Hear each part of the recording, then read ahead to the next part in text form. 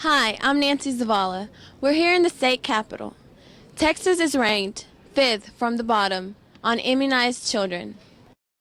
The Texas legislature in February called attention to the need for better immunization of school-age students and preschoolers by recognizing the victims of meningitis on the floor of the Senate. Lawmakers also recognized family members of the meningitis victims who died from the disease, which is preventable through immunization. Several organizations worked together to publicize the event, including Meningitis Angels, a foundation that was organized after the death of a New Caney High School student, Ryan Milley. Ryan's mother, Frankie, was one of the people recognized. She later spoke on the steps of the Capitol at a rally attended by the newspapers and television reporters. Texas is one of the greatest states. Well, I'm a native Texan, so it is the greatest state in the country. We are to be the greatest in providing and taking care of the children. I, Rick Perry, Governor of the great state of Texas, am pleased to recognize Texas Immunization Partners for its good work on behalf of their fellow Texans as they come to Austin, the capital city of the Lone Star State, for Texas Immunization Partners Capital Day. Sincerely, Governor Rick Perry. According to the Texas Department of Health, each month a Texas infant dies from coming in contact with unimmunized brother or sister. We'll be back with the story of some of the survivors.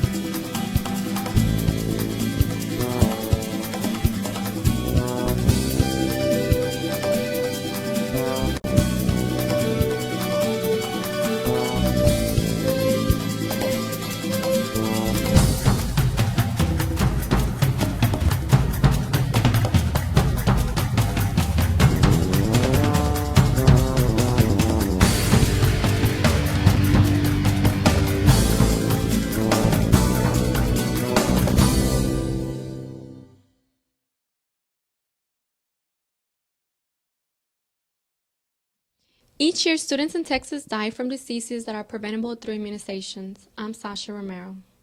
Meningitis survivors and their family members share the stories about the hardships and the fears of battling a deadly disease and realizing how fast it can overtake your body and take your life. In 1998, on Father's Day, my one and only child became ill. His name was Ryan, and he was 18 years old.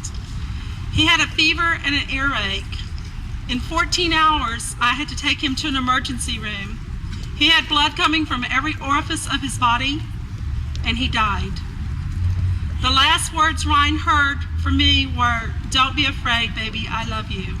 The last words he heard from his father is, "Daddy loves you, baby boy."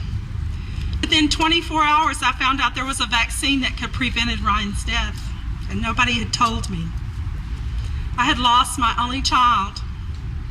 I had lost my right to be called mom, my right to be a parent at a wedding, my right to ever hold a grandchild, my right to have his comfort in my old age, all because nobody ever educated me about a disease that could take his life. Vaccine preventable diseases not only kill, they can debilitate. They can cause children to be severely brain damaged. They can cause children to lose limbs, cause children to go deaf, go blind. Mostly they can take them from our lives forever. I'm no longer on dialysis. My kidneys aren't functioning 100%. Memories and suffering like this can be prevented. Lives can be saved. We, the children, are the future and should be protected. You can help the youth of Texas. Stop vaccine preventable diseases. Support immunizations.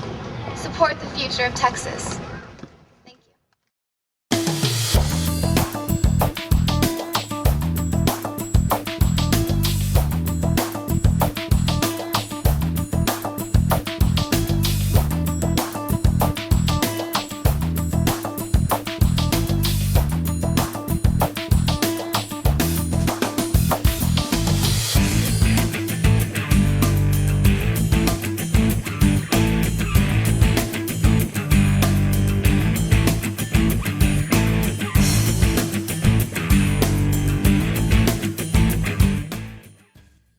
Hi, Sasha Romero here with Wendy Meggs, whose daughter suffered from meningitis. How did you feel whenever you found out your only daughter had a deadly disease?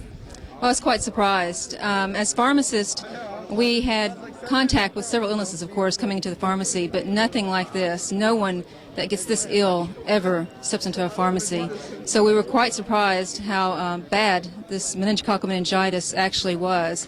And it took us, we thought once we had her into the hospital and all the antibiotics that she was given, that we were safe, that things were good, that we had her there, it was going to be okay. It wasn't until we realized that the bacteria, as it starts breaking down, will clot the blood cells, and the rash that she had was actually skin tissue dying from the inside out. And it was at that point that we realized that she was very critical. Her kidneys were shutting down, her organs were going into failure, and then they recommended that we get a helicopter, get life flight, and take her to Texas Children's Hospital. So we were quite surprised how a child who basically has never been sick her entire life could suddenly be dying in less than 4 hours. Okay, how important do you think it is for our children to get immunized in Texas? It's very important. You need to have your children immunized. It's right there with feeding your child, getting your child immunized, preventing them from illnesses. All children in Texas should be immunized so that they have a chance at life, a chance to survive, and a chance to achieve the most that they can in the state of Texas.